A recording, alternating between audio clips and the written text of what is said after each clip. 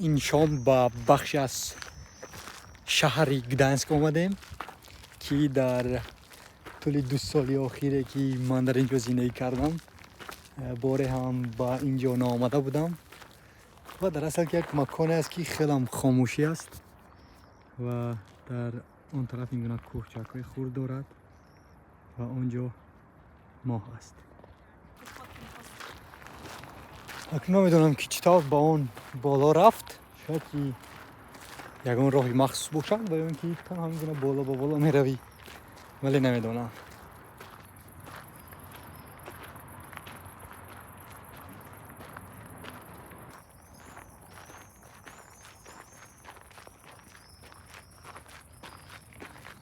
و فکرم که اون راهی مخصوص را یافتیم، اینا اینجا بوده است و از اینجا از این طرف شهر وارد میشوی و بعد این گونه بالا میروی که برای من فکر کردم که این راه را ندارم، نیست این گونه راه، ولی در اصل بوده است. روی велосипед؟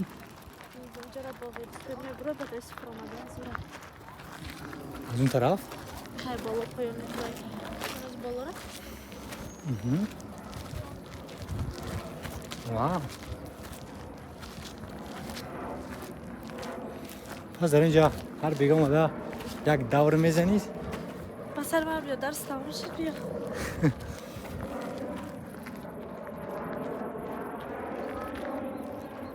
من اینجا این گونه مکان برای ایستادن و تماشای آن قسم و این طرف راهی برآمد و آن قسم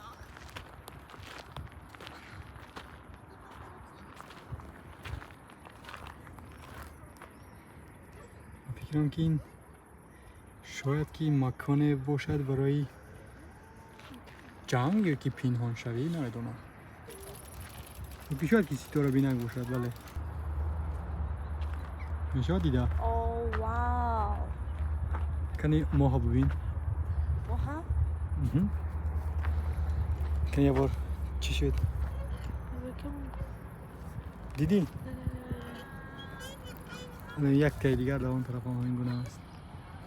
آی پچون نکن.